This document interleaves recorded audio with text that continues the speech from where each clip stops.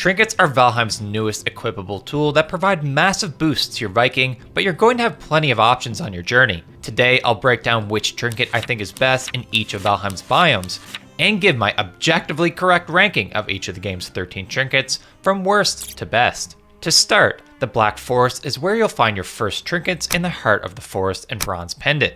For me, it's an easy choice. Stamina is king in Valheim for your survival, whether you're running from an attack, blocking, or parrying. You don't need healing if you never get hit.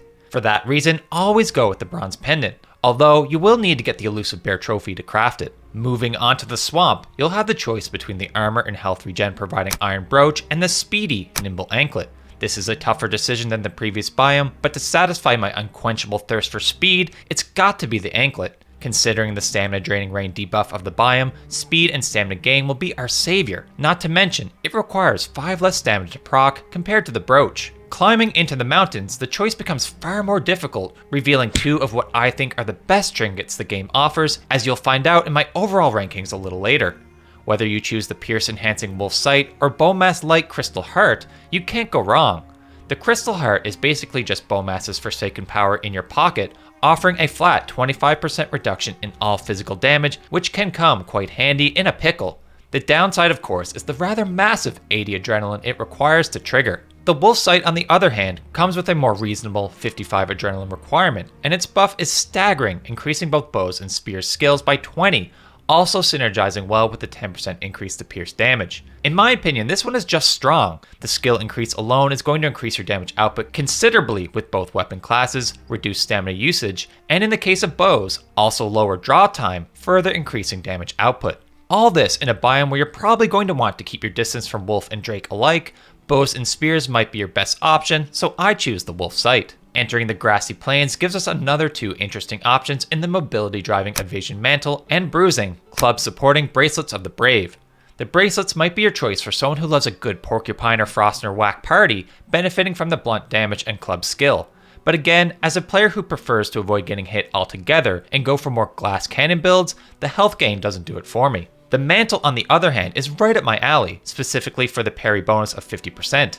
Since the Call to Arms update, parrying has been modified to completely forgo stamina consumption, making it even more powerful than it always was.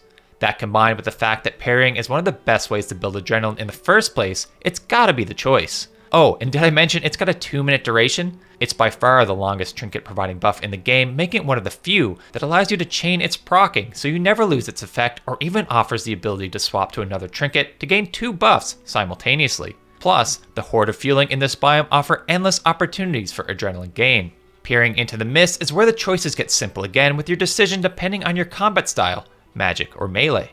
For old-fashioned Vikings not moved by the fancy new magic toys added in this biome, the Resounding Shackle is a great choice, especially where the biome's most likely weapon choice is the popular Mistwalker, which can take full advantage of the increase to slash damage, and to my delight, a big gain in stamina to boot. However, as Vikings quickly learn, magic is kinda busted in Valheim, making for many of the most powerful builds, and the pulsating earrings just straight up make any mage's life easier. The only thing holding back a spellcaster from destroying everything in its path is its reliance on Iter, and triggering the earrings makes that 25% faster. If I had to pick here, I'm always going to go earrings simply because of how strong magic is in the game. Sailing into the Ashlands, we're presented a similar choice of the health and stamina restoring Brimstone and the powerful Jormungandling. For me, I actually find the Brimstone kind of underwhelming, with a staggering 100 adrenaline required to trigger, and its effect being only situationally beneficial.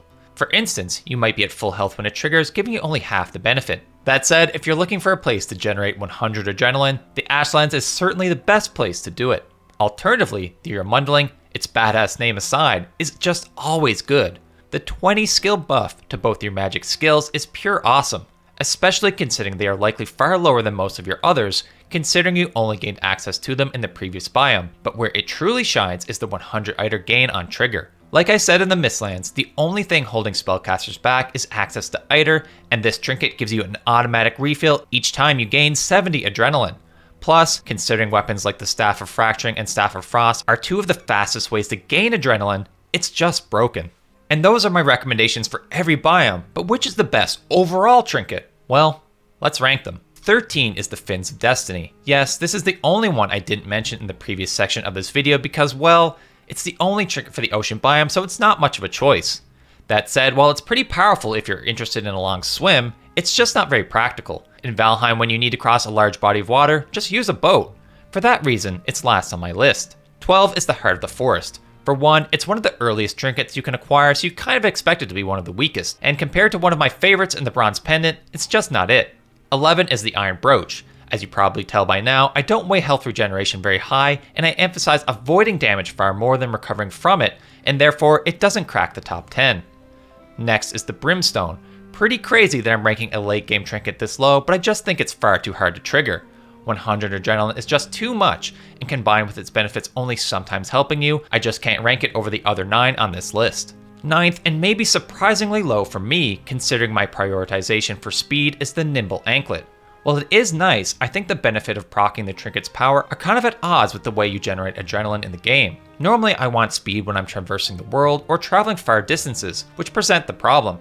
When fighting creatures to gain the adrenaline, to increase the speed, while yes it is helpful, it's just not where having the speed feels the best, compared to popping a Ratatosk mead on a long run for instance. 8 is the Crystal Heart, which I might get some hate for placing so low, considering its Bulmas-like powers. But I generally find it too hard to trigger, requiring 80 adrenaline, and like I've said many times, I prefer to avoid getting hit altogether, which forgoes the need for the damage resistance. Lucky number 7 is where things get hard, and almost any of these can be interchangeable based on your preferences and playstyle, but I choose the Resounding Shackle. In all honesty, I think this trinket is awesome, and if you're primarily a sword player, this might be your top choice. For me though, I'd rather go with spears, aqers, or clubs, so for me, there are better choices. 6 are the Bracelets of the Brave, which again are awesome, especially if you're a big clubs guy, and I give it the nod over the shackle simply because I generally prefer clubs over swords. Cracking the top 5 for the magic enjoyers out there are the Pulsating Earrings.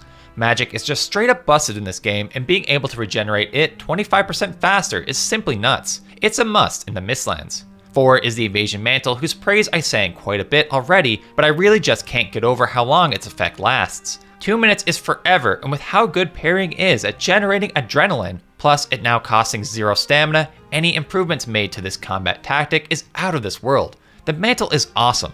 Yet, not as good as the Wolf's Sight, grabbing the first podium spot, and I might be a bit biased here considering my unhealthy love of spears, but no other trinket on this list contributes to your damage output more than this one, except maybe number 1 on this list. Just a flat 10% buff to your damage alone is crazy, considering how good spears are, and better yet, the bow skill, perhaps being the most valuable in the game, I can't ignore this one. 2 may surprise most, but I choose the Bronze Pendant for a few important reasons. 1, you get it in super early game, and in many instances, I wouldn't hate anyone for just using this one for the rest of the game depending on your playstyle. Second, it's got the lowest adrenaline requirement of any trinket, except for the fins, but we know how useless those are, which in a game that makes it hard to generate, leads you to many more triggers compared to its counterparts. And third, as I mentioned many times in this video, stamina is king, and frequently increasing its regeneration by 25% is stupid good. But how could I ignore the Jormungandling at number 1? Magic is the easiest way to gain adrenaline, it's the most powerful combat style, and it's only hindered by item regeneration, which this trinket boosts massively. How could it be anything else? And if you thought the new trinkets were cool, Valheim added a lot in 2025, and in this video I break it all down. Thanks for watching.